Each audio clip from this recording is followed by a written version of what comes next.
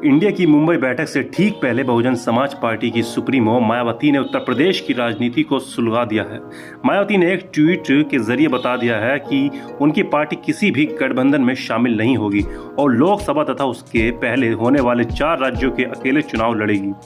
मायावती लगातार कहती रही हैं कि वो इंडिया गठबंधन में शामिल नहीं होंगी, तो फिर अकेले चुनाव लड़ने के बारे में नए सिरे से सफाई देने की जरूरत क्यों पड़ी? क्या पर्दे के पीछे कोई और खेल चल रहा है? वहीं मायावती 2007 के अपने सुनहरे दिनों को याद करती हैं, जब बहुजन समाज पार्टी को अपने दम पर उत्तर प्रदेश विधानसभा में बहुमत मिल गया था। प्रदेश और देश में अब 2007 जैसा माहौल नहीं है। तब उत्तर प्रदेश के सवर्ण, खासकर ब्राह्मण मायावती के समर्थन में खड़े हो गए थे। मायावती अच्छी तरह जानती है कि अब वैसा जातीय समीकरण संभव नहीं है, फिर भी वो अपने अतीत की याद दिलाकर क्या हासिल करना चाहती हैं।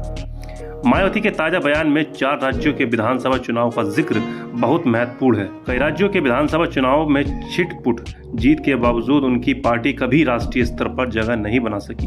कई राज्यों में उनके गिने चुने विधायकों को दूसरी पार्टियां ले गईं। इसका मलाल हमेशा दिखाई देता है।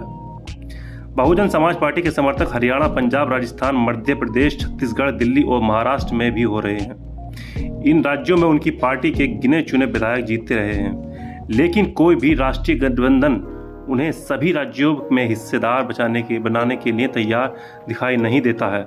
मायावती को कभी भी राष्ट्रीय नेता का दर्जा भी नहीं मिला, लेकिन प्रधानमंत्री बनने की उनकी आकांक्षा कई बार सामने आ चुकी है। उनका पार्टी के एक प्रमुख नेता का कहना है कि जब तक कोई गठबंधन उन सभी राज्यों में सीट साझेदारी के लिए तैयार नहीं हो जिन राज्यों में बीएसपी का आधार मौजूद है, तब तक किसी के साथ जाने की जगह पार्टी अकेले चलेगी।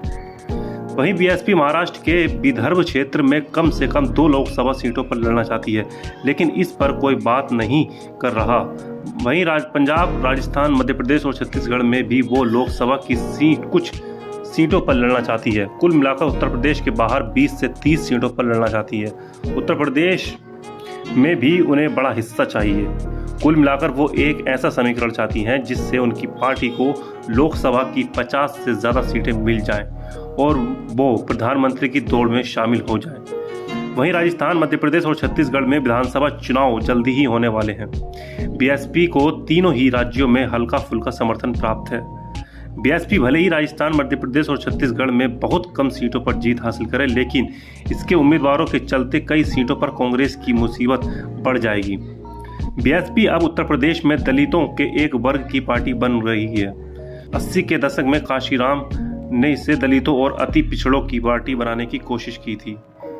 इसके बूते पर 90 के दशक में बीएसपी एक मजबूत पार्टी के रूप में सामने आई। आगे चलकर मायावती ने सवर्णों को भी जोड़ा। इसके जरिए वो पूर्ण बहुमत के साथ मुख्यमंत्री 2007 तक पहुंच गई, लेकिन काशीराम का बहुजन आंदोलन कमजोर पड़ गया। अति पिछड़ों के अनेक नेता पार्टी छोड़कर समाजवादी पार्टी, कांग्रेस और बीजेपी में जा चुके हैं। कुछ मामलों में सीबीआई और इनकम टैक्स की जांच शुरू होने के बाद मायावती ने अपना आक्रामक तेवर खो दिया।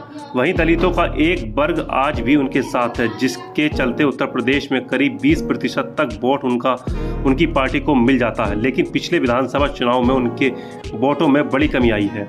वहीं 2019 के लोकसभा चुनाव में समाजवादी पार्टी से समझौता के कारण उनकी पार्टी को लोकसभा की 10 सीटें मिल गई थी। हालांकि सपा सिर्फ 5 सीटें जीत पाई। चुनाव के तुरंत बाद मायावती ने गठबंधन को खत्म कर दिया। सपा एक समय पर कांग्रेस के साथ गठबंधन में चुनाव लड़ चुकी है। प्रदेश के राजनीतिक हलकों में चर्चा है कि दोनों पार्टियां सीबीआई और केंद्रीय एजेंसियों से डरी हुई हैं।